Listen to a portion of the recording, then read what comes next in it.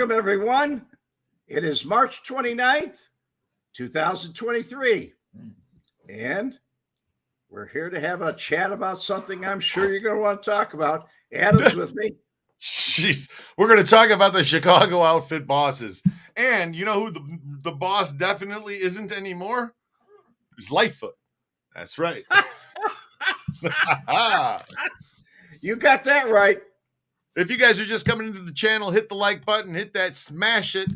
We talk about the Chicago outfit history. Old Red Wemette here used to run a porn shop. That's right. He was a smut peddler in Chicago. And he put on some wires and cameras and got himself involved with the outfit and got people like Frank Schweiss put away in jail for life. And a pretty interesting guy all around. So, Red, let's talk about the bosses of the outfit. And let's start at, the main boss, it was Accardo, right? Those the big tuna, Momo. He was, but he was also the interim. They call him Joe Batters. Pardon? Sorry, I didn't mean to interrupt you. They called him Joe Batters, right? That's correct. Giancana was Momo. I said Momo. I meant Joe Batters. Yeah. I was not around when Giancana was around, but right after Giancana was around, it was Paul Ricca. Paul Ricca was the boss. Paul Ricca was the waiter. He didn't wait on nothing. They called him the waiter because he waited. Waited to kill you. No, because he was a waiter. He used to be a waiter. Back in his early years, yes. Early years, yeah. Okay. Everybody's got to start someplace. Right. Now, Joey Doves, he wasn't a dove. Like Paul Waiter. No. Waiter was a waiter. Joey Doves wasn't a dove. He was a killer of doves. Yeah, amongst other things, yes. We see where this thing's going. Doves were in the trunk of his car. So we see where this thing's going already. Want to say hello to some of the viewers. Rhonda's here, Tommy Bridges, Robert, The Kraut, Frank Ferraro, Trey, Sunny Zaro, 67, Vlad Steele, Kissy Cat's here, George Wilson. Hey guys, in the comments, put it on the side. Would you guys join Red's channel? Yes or no? If he was to make a membership over here, maybe he would put up a couple extra videos or something for you, but to support the channel, yes or no, would you join it? Just out of curiosity, because Red, I'm trying to convince him he should. And he's like, no, nobody's gonna blah, blah. And I said, well, like if you put up a little membership for like $3, $4, $5 a month, would people join it? So let's ask. Yes, yes, yes. That's 2 yeses, 3 yeses. Frank Ferraro. Hey, Red, you got to hold these people to this now because they're going to say yes. And then later tonight, we're going to put together the membership thing for you. And then if these people don't join it, you got to get on them and be like, hey, look it over here in the comments. You said you would right there, there, and there. Okay. Yes, yes. Whole lot of yeses. Okay, so maybe we should do that. Start that up for you, Red. Anyway, back to the bosses of the Chicago outfit, Red. Yes. In my particular tenure, it was Michael Graham says, I'm taking the 5th.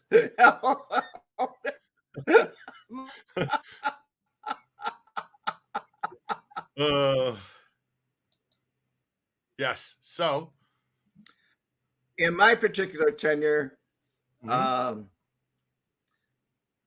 it went from Ricca to there was an intern boss then of Jackie Cerone.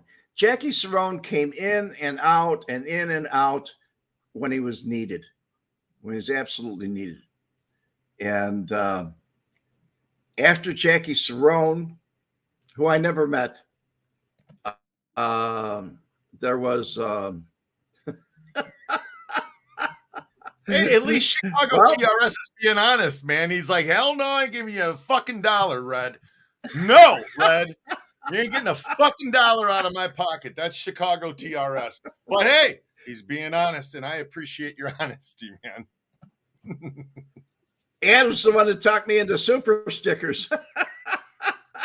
I turn on the super sticker. Red's, oh, nobody's ever going to give me a super sticker. And guess what? Nobody's giving Red super stickers. See? So, but Red doesn't want any. It's fine. Go on, Red. I'm sorry. They're interrupting you. It's not me. So, at any rate, after that, I believe it was Joey Aiuppa. Joey Aiuppa became the boss after that.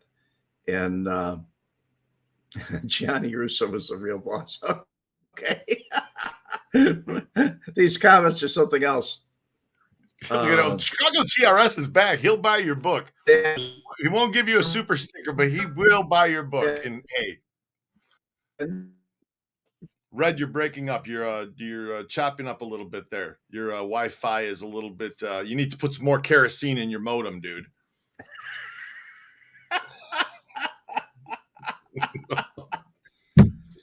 I don't know what I need to do, but I got to do something. It's not working right. It locks up every once in a while. We'll work that out. We'll work that out. Okay. After that, it was Joe Ferriolla. And then I left. And after Joe Ferriolla, I believe Sam Carlisi was the boss. And then I believe it was DeFranzio after that, if I'm not mistaken. Mm-hmm. And when did Ferriolla slip in there? Because wasn't Ferriolla 1987. In the 1987 to 1989. He died in 1989. Okay. He was undergoing heart surgery in Houston, Texas. So I missed one. I missed one. When Joey first went to prison, Louis Eberle was in charge. Okay. Somebody just asked, it's just a funny question. Somebody just asked when was Remo Gaggi boss? So Remo Gaggi, your luminous grin, you're referring to the movie Casino, and that was Joey Aiuppa. Was it Aiuppa or was it Ferriolla? Because I'm looking in the index right now, and it looks like, Aiuppa. No, Aiuppa, Joey Joseph Doves Aiuppa he is mentioned in the book on 37, 43, 111, 249, 252, 272. He's mentioned all over the place. Philip Milwaukee El Dericio is mentioned in here several times, and also is Joe Ferriolla mentioned in here, but not anywhere near as much as Aiuppa. So what? We have some here. Red, you know we all love Michael you, but Graham. Don't listen to that slippery magician. Keep your channel free so the new fans can discover you. Oh my gosh, the slippery magician. I'm just talking to me like I'm some kind of shyster, like the Colonel or something, Colonel Parker. Come on now. The Colonel Parker used to sell those hot dogs. This is the man that we spend wee hours.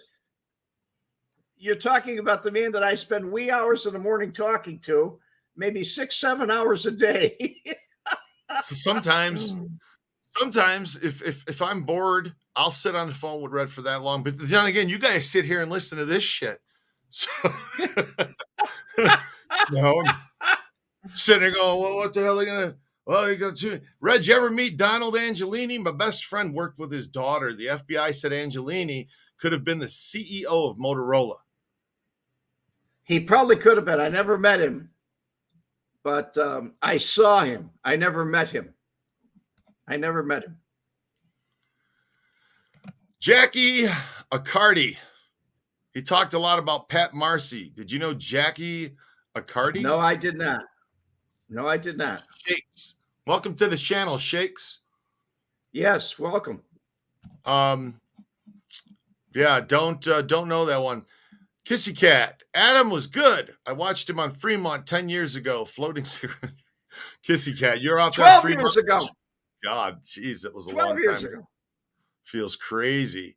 Tim Hunt, Michael Graham. I turned my older brother onto this, and he bought me Red's book. He has more money than I do. I lost my woman 13 years ago, but this is the biggest, happiest day to get this book.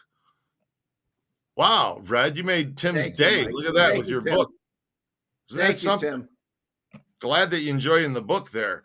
For those that don't know, I wrote a book. It's called Nobody Cares and What I Did About It. Tim got an autograph copy for me. He went to my redwemette.com, and the book. You're most welcome, buddy. I'm glad you liked it. And he got it there. It's autographed to him.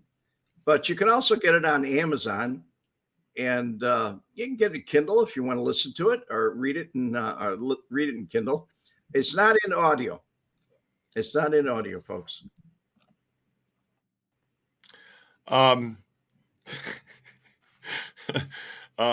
Yeah, it's a good book, guys. Get it, check it out. So, Pete Byron, who picks the new boss? I know New York, the captains vote, unless the boss gets clipped. Yeah, who does? I think in Chicago. How'd that work? I think in Chicago, the way it's done is who's ever groomed for it below the next person. Like Accardo groomed Jackie Cerone. Jackie Cerone groomed his own people. And it went that way as it went down the line. So it was like a successor. It was like being a vice president and becoming our vice president and then becoming president. It was a successor type thing. Don Ciccio di Porzallo. Ferriolla was much liked by Tony Accardo. That's a fact. Yeah. When his time came up, they pushed him up. All right. Didn't last long. Gaggi was under Castellano. Gaggi was under Castellano and Roy DeMeo was under Gaggi. He means in the book. Frank Ferraro is saying. Yes. Okay. I got a little lost with that. But hey, all right, Jim Magnifici. Ferriolla died in Texas hospital on 3/11/89 after the second heart transplant. Red. Second heart transplant. I'm not going to touch it no more. You got control, guys. Put the comment up so it doesn't do this. Let's make this happen. I'll put it up. He'll take it down. I put it up. He takes it down. I put it up. He takes it. Because he's trying to put up. There's like a 3-second delay. Oh, okay. Unbelievable. Matt Attack, glad you could make it. Good to have you. It's in New York. That's what I was thinking it was about, Don Cheech. Thank you. That's the New York hierarchy, the Gaggi and DeMeo and all. Yes. That's what I thought. Luminous Grin has a nice comment. Oh, yeah, Luminous Grin. There's a playlist version of Red's book. It only took Red and I 10 weeks to make the playlist. Each week, I sat and read a few chapters. And we had side comments. We had little chats during it. His afterthoughts of reading while reading it. And, of course, my mistakes, misreads, mispronunciations, and errors. But you could listen to that for free on Red's playlist. So go over there and check out the book's playlist. And you can tune in and read that. Oh, man. Houston is only good for the med center or cancer treatment. Lots of famous people come here. Kissy Cat down to Houston. Hope I don't have to ever go to Houston. No. Yeah. The outfit, if the outfit wanted everybody to know how it works, they'd have published it in a book. William, the crowd is correct. That is correct. It would be, same thing goes for motorcycle clubs. Yes. Yeah. No, of course. You know, I mean, that's true. Yeah. Yeah. Yeah, they don't want to sit around and say, well, when I broke this guy's legs and when I did this, when I did I that. impressed that guy, and then he said, "Hey, you know what? You ought to be with us over here." And then, oh, I'm over there now. So Carmine's not here anymore. No, he's over there. Why? Because he broke these guys' legs right here with the baseball bat. Here we go with Carmine again. Oh, Carmine. Michael Graham, 10 entertaining weeks of correcting Adam's mispronunciations and general butchering of Italian names. LOL. That's what it is. 10 entertaining weeks of that. Thank you, Michael. Glad that you tuned in. Francie Brady, that butcher boy. There you go, Red. Give Red the button again. Carmine could use a break. I think he could, actually. What does Carmine want, an arm or a leg?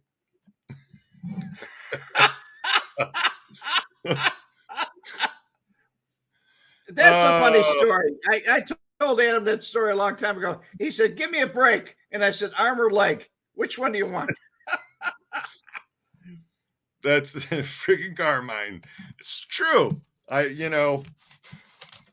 just funny, man. It's too funny. It's we too both funny. had senses of humor. Michael Graham, you guys are hilarious. No, it's you guys that are hilarious. We're just here for your show. Honest to God. That's what I come here for anyway. So, Red. You all are part of the show. And I love that. Yeah. So the channel's starting to grow. Mm-hmm.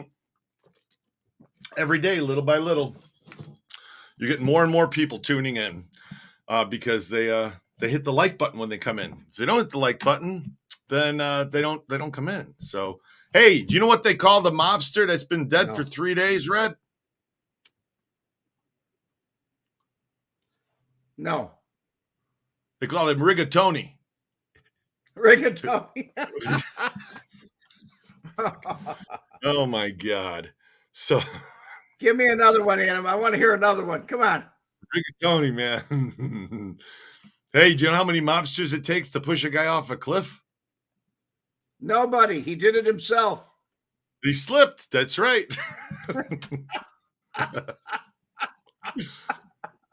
You know what the similarities between candles, those church candles, and mobsters are? No. They're both wax. I'm sorry, mobster murders and candles, mobster murders. They're both wax. See, I fuck jokes up even, man. I can't even get a joke out. Okay, so did you meet any of these guys? You ever have any bump-ins with any of the bosses? Let's see. Who did I actually meet? No.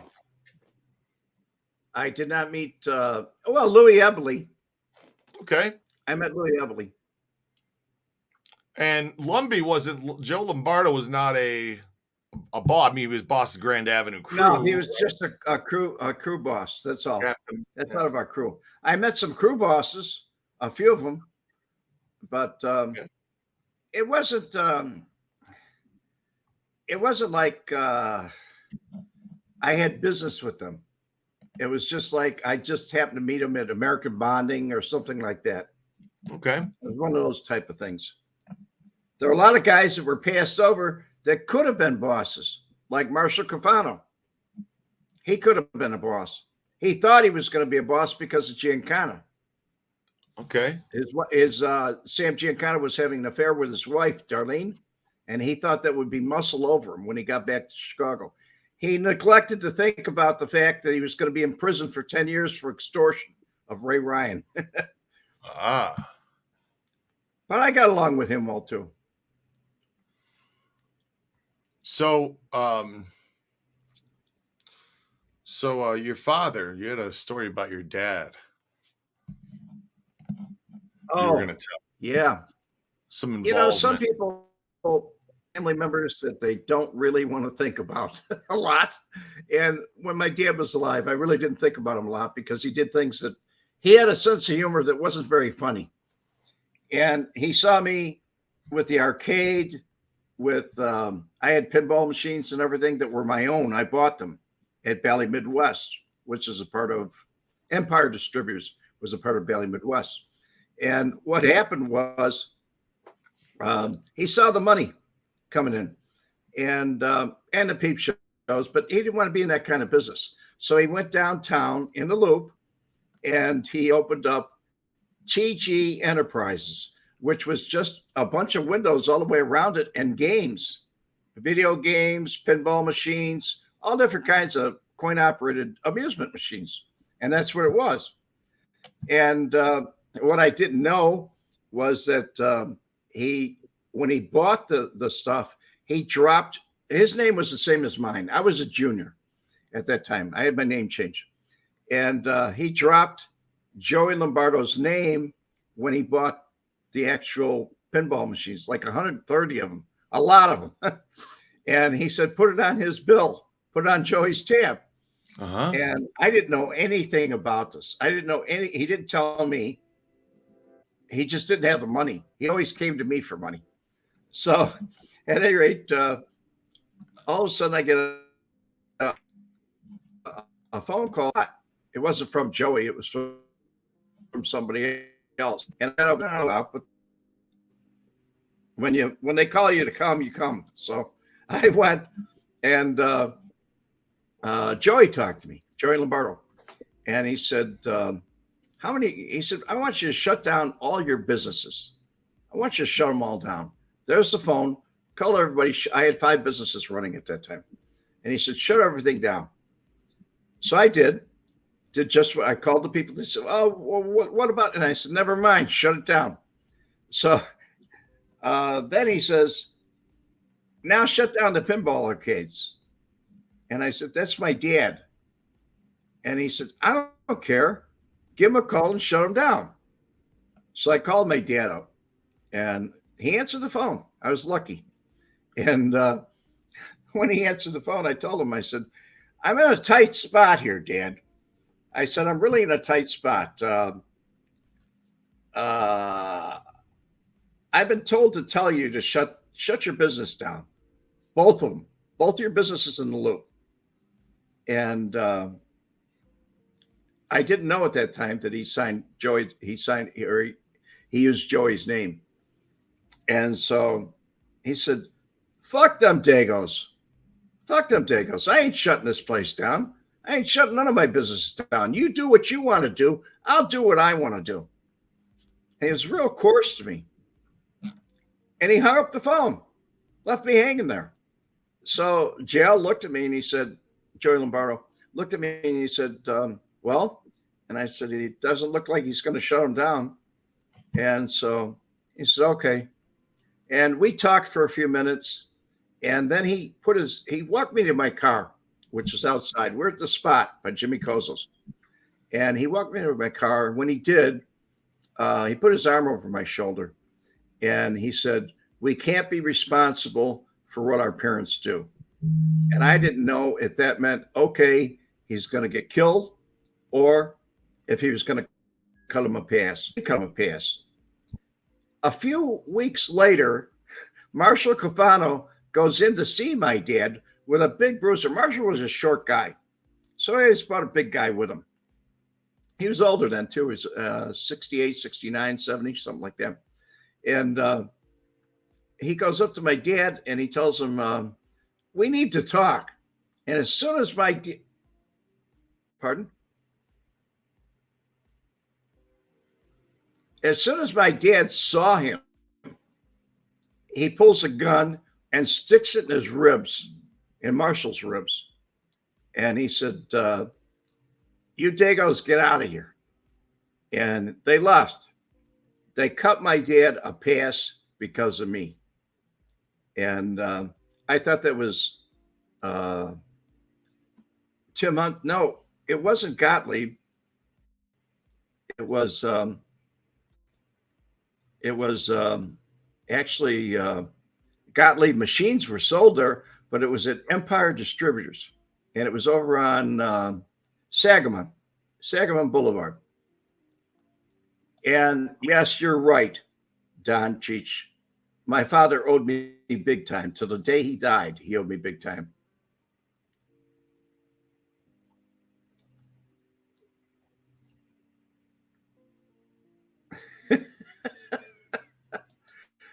My dad was not only a redhead like I am, but he was also a World War II vet, and he killed a lot of Germans during the war. And he had an attitude that he was infallible, and he was also arrogant, very arrogant, very arrogant. I never did get over his arrogance, not even to the day he died, which is an amusing story in itself. Yes, Matt Attack. I was lost for a second. Sorry. That's okay. Yeah, sorry I missed the little bit of that story, Red. I had to step away for a second. Business, So your dad was nothing like you, Red. Julie. No. Done deal. You posted a comment here. Adam, have you had any incidents in public since you started Mob Vlog? I would think between you, Frank, and Red, some feathers had to be ruffled. So, done deal. The answer to that is no. No incidences. I've run into people that have recognized me and said, "Hey, you're so-and-so." And I said, "Oh, sure, And everybody that I've run into has been very, very cool and very, very cool. And I don't see why anybody wouldn't be. But let's just say I'm aware of my surroundings when I'm in public. A little bit more than one should be, probably, but yeah. What's the word? Cautious? Yeah, is that the word? Yeah, I'm cautious. But I'm out there. I'm doing tours. Pete Byron. Meeting people all the time, and yeah. Did your dad realize you got him out of that trouble? Pete's asking. He most certainly did, and he never thanked me. And I wound up paying his debts. I paid for everything. He never paid the bills. Wow. Trey said, "Who was the oldest and the wisest?" Let's talk about the bosses. Wow. Tony Accardo. Accardo's got to be the number one. I mean, he was the oldest and the wisest. Got to be. Sonny Zarro. Even though he was indicted, he was never actually in prison or in jail. Period.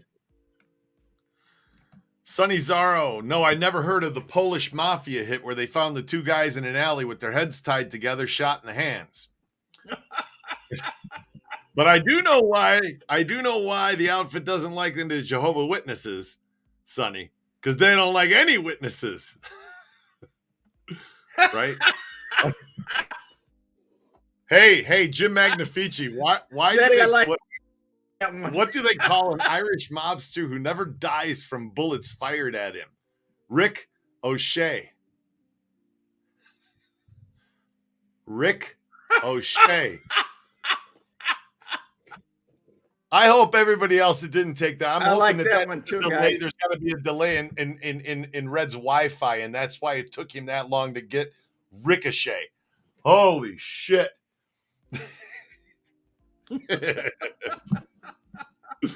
Okay.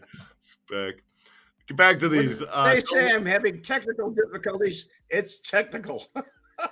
Tim Hunt, don't worry, guys. I lost my mom, my dad, and my girlfriend, and I can count at least 50 friends that have passed.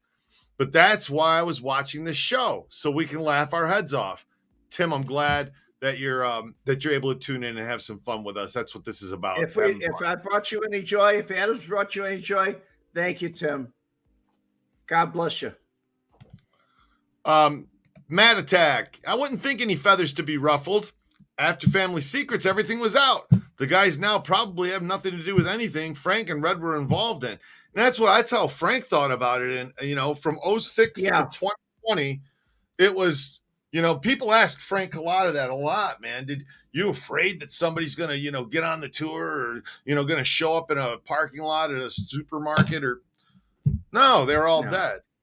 So, No. yeah. Not only that, I have to tell you, Matt, we had an old saying, my partner and I and other people that, that were in the life, so to speak, that were connected. If anything happened, it wasn't going to come from the outfit.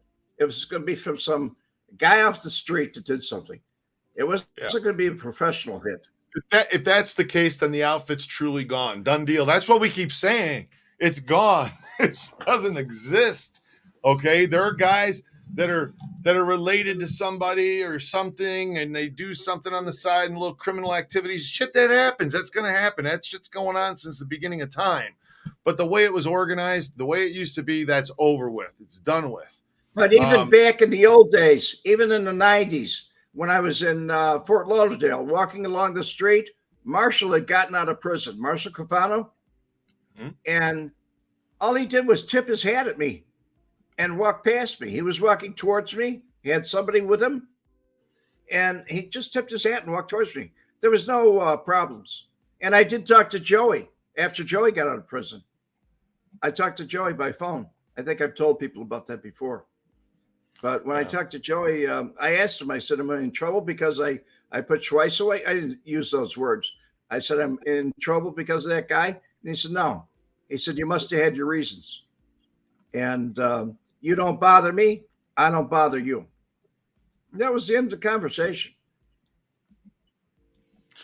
John Wallace, PTSD people are hyper alert. Interesting. That's interesting. All right. Mr. Hoffman, what song did the rabbi sing at the Catholic priest's funeral? Ave Maria. Oy vey, Maria. Oy vey. Oy Maria. Oy vey, Maria. Yeah, it's instead of Ave. Oy vey. Oh, that's a good Great song. One, guy.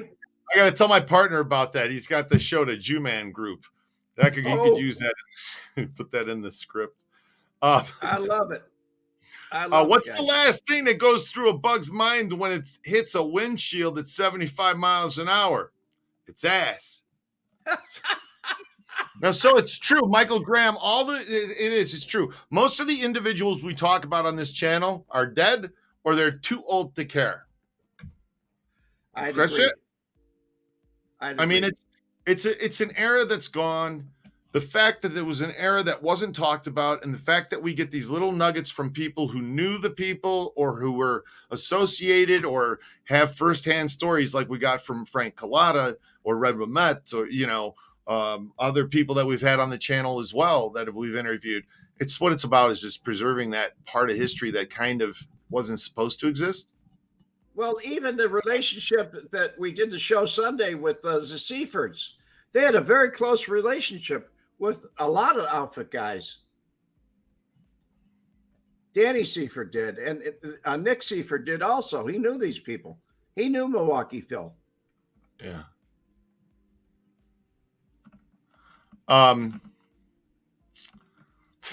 You guys are awesome. I'm reading the side comments. So you guys are awesome to one another. Yeah, look at you. He's high alert. Yeah. Well, yeah, of course.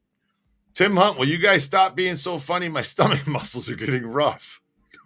Well, Rhonda M, when the Pope comes out on the balcony, when the Pope comes out on the balcony and makes the sign of the cross, he's really saying, "Oh, you Dagos, get off my lawn." Yes. I heard it different. All you Dagos off of the grass.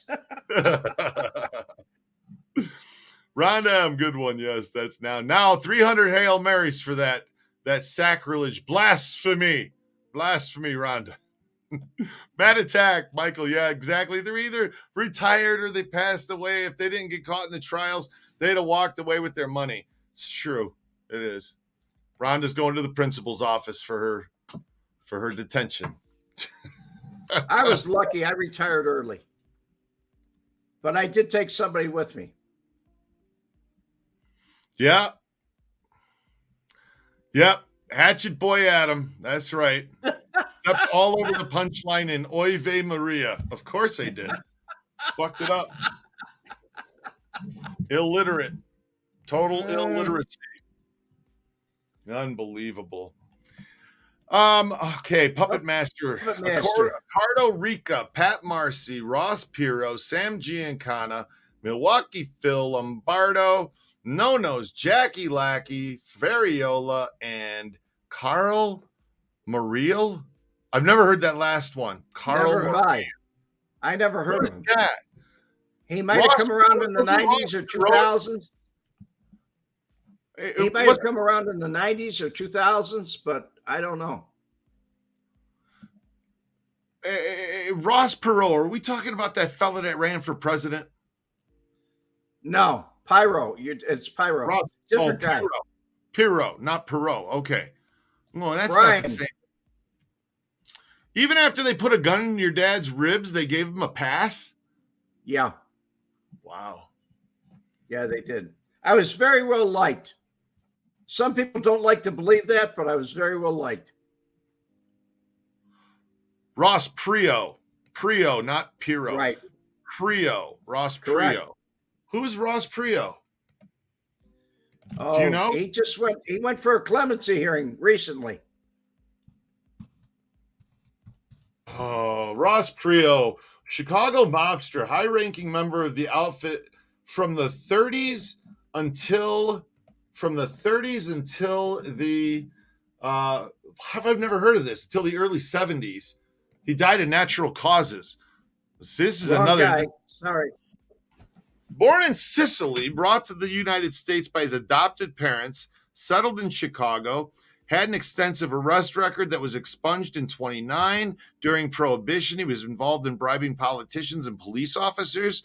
Prio made loans to the high-ranking police officers, Chicago Police Intelligence Unit. He had a financial empire. He appeared before the Senate, the select committees on improper activities in labor management in the 50s. He pleaded the Fifth they pleaded the Fifth Amendment 90 times.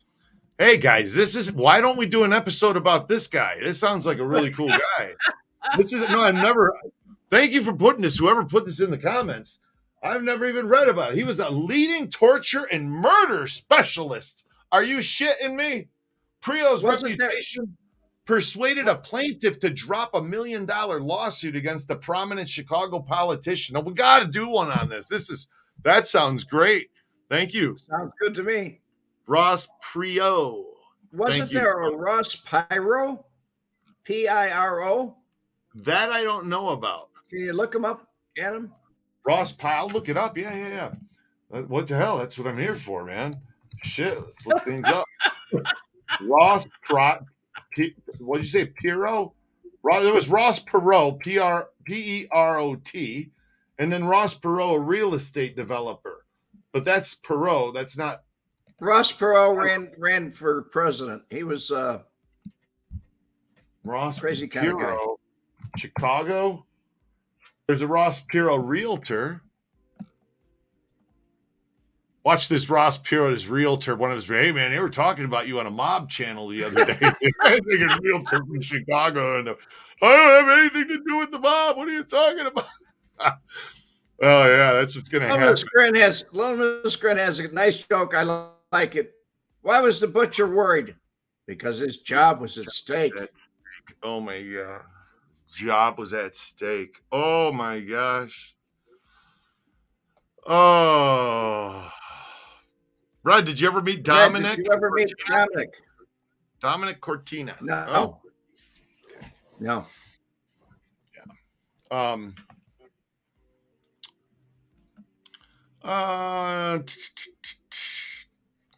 Joey Dove's Aiuppa. He was just a from boss, and Humphreys and Gus Alexander were the political fixers. I have a story to tell you about this outfit boss. Mario Rodone worked for Lenny Patrick. Frank Schweiss was arrested with Anthony Dodino, who was the son of his father was a heavyweight. But at any rate, he made the comment in a hearing at court, I don't want to be tried with no murderer. and Schweiss heard it.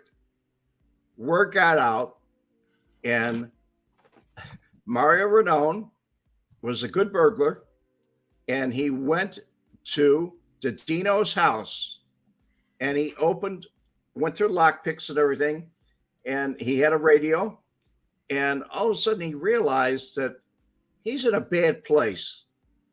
And he goes outside and he sees people that said they weren't going to be there.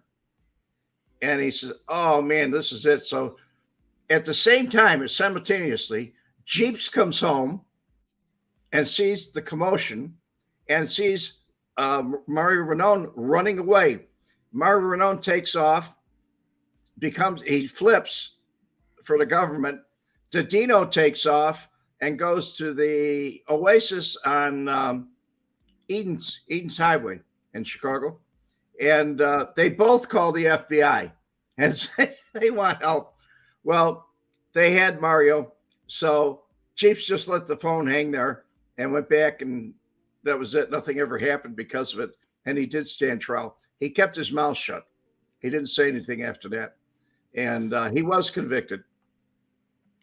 Hey, everybody, hit the like button. If you're just coming in, smash that like button. Mobbed Up Podcast is in the room. And welcome in here, Mobbed Up Podcast. Check out their channel if you haven't, guys. Don Ciccio. It's Pyro. His name is Pyro. Ross Pyro, like a pyromaniac. Okay. Yeah, Pyro. So I'm just saying it wrong. Perot's running mate wasn't a nut. He was a hero, repeatedly smashed himself in the face while a POW, so the NVA couldn't use him in a publicity stunt. Tony Johnson. We're back to Ross Perot. Yeah. See, I even brought the guy's name up, and then we're in left field. Tim Hunt. My dad told me something else about Ross Perot that nobody. There's something else that nobody really talks about with Ross Perot. There was an unidentified plane that flew over Miami throwing $100 bills out to the public. And it turned out to be Ross Perot. This is before he ran for president.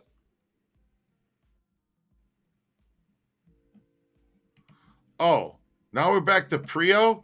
Pyro? Oh, fuck, man. Really? Prio. It's Ross Prio. Okay. Not Pyro. Prio. So, sorry. Scott H says, I just got home. I'll rewatch both shows after dinner. Thank you, Scott H. God bless you, guy. Oh, man. It's been such an interesting show so far. You guys are hilarious. I got to sit back and watch these damn these videos afterwards because it's so there's so much going on in the side comments that you can't keep up with the conversation, the stories, and the side comments all at the same time. But Outfit Boss said Aiuppa was the boss. He had say in Las Vegas to Los Angeles. Accardo was basically the old timer everybody went to. That's true to a certain degree. In casino, they brought it up. The closest that they would get to Las Vegas was Kansas City. They would meet in Kansas City. It was too hot to go to Las Vegas. The minute they got to town, they were in trouble. Just like Lefty Rosenthal, the chief of police held him up, or some detective, chief of 3 times. Held him up by the throat. 3 times he was arrested. And Luminous Grin, hold on. Luminous Grin, did you just buy a ticket for the crime tour? Honest to God, because I just sold a ticket for the crime tour a few minutes ago. And if it's Luminous Grin, no, I'm serious. God bless you, buddy. Again, it's all right. You know, at least somebody wants to do the damn crime tour. Good. I'll be looking forward to doing that with you. We're going to talk about John Wayne Gacy, O.J. Simpson, taking to Michael Jackson's house right across the street from the elementary school. We're going to see the whole thing, man. It's going to be fun. Good. He said he did. He said he just bought it. Excellent. I'm sure you're going to have a good time. Welcome to Reds. Who's on first? What's on second channel? Yeah, no kidding. Thank you, Michael Graham. That's what happens. Oh my gosh.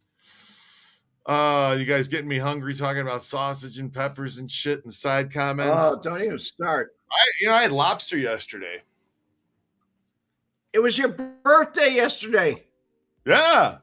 I had lobster. Adam had his birthday. He's 39. 39 and a half now. Him and Jack Benny got a lot in common. My gosh. Crime Tour is the nuts. Sonny Zarro's been on it. He's one of the 5 people that have taken the tour so far. Spent a year building it, but 5 people so far. Luminous Grin be number 6, which is good. But Sonny was number 1. Him and Scott H. Scott H, there he is. Happy birthday into that tour. Thank you very much. It wasn't for Ross Perot, Bill Clinton would have never gotten elected. Yes. That's true. Oh, that's absolutely true. Yeah. Now,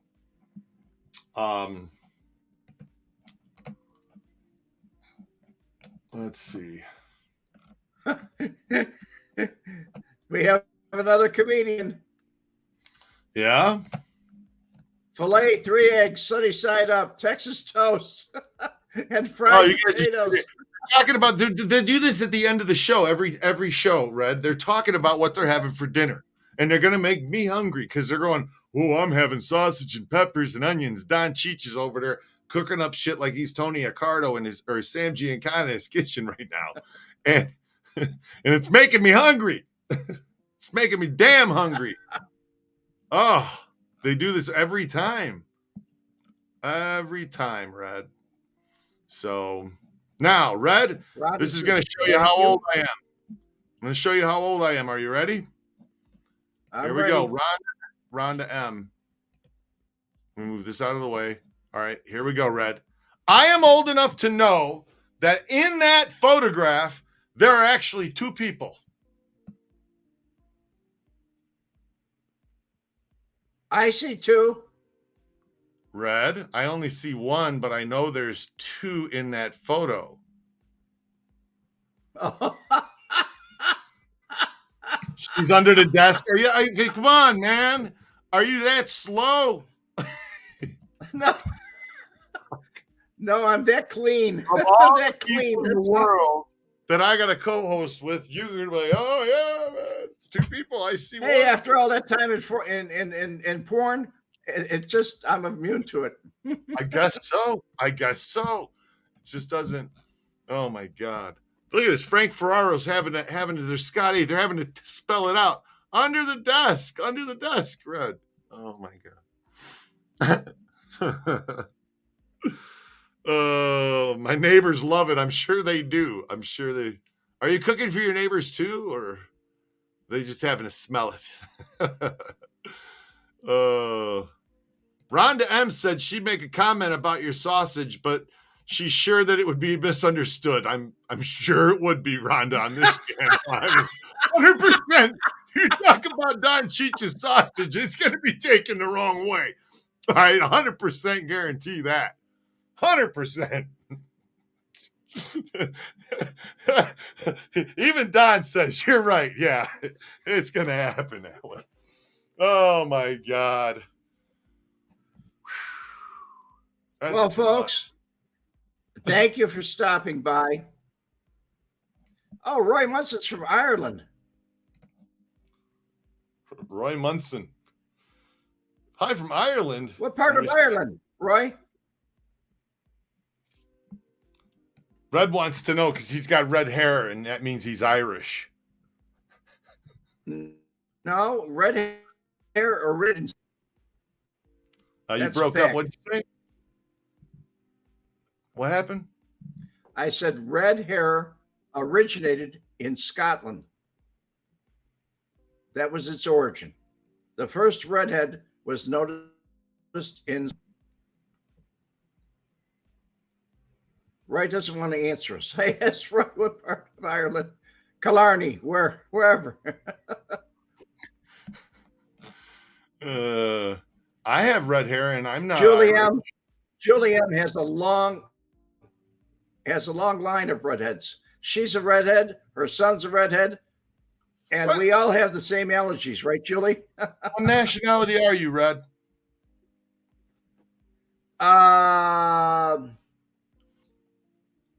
Irish. Oh fuck, Norwegian. Red. It's time for you to spit in a tube, man.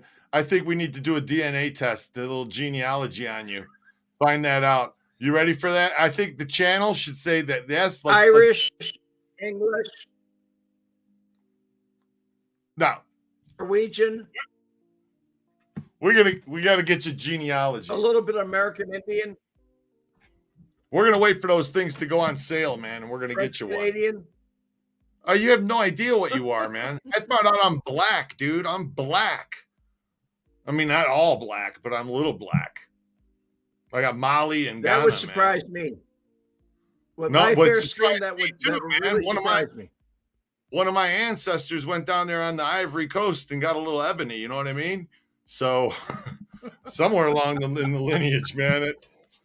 So A little wood, a little ebony, a little wood.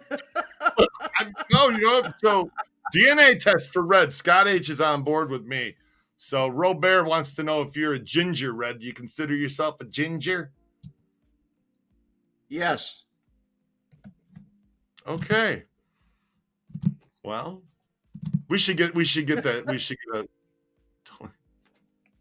someone's barbecuing home, and yeah, that's what happened.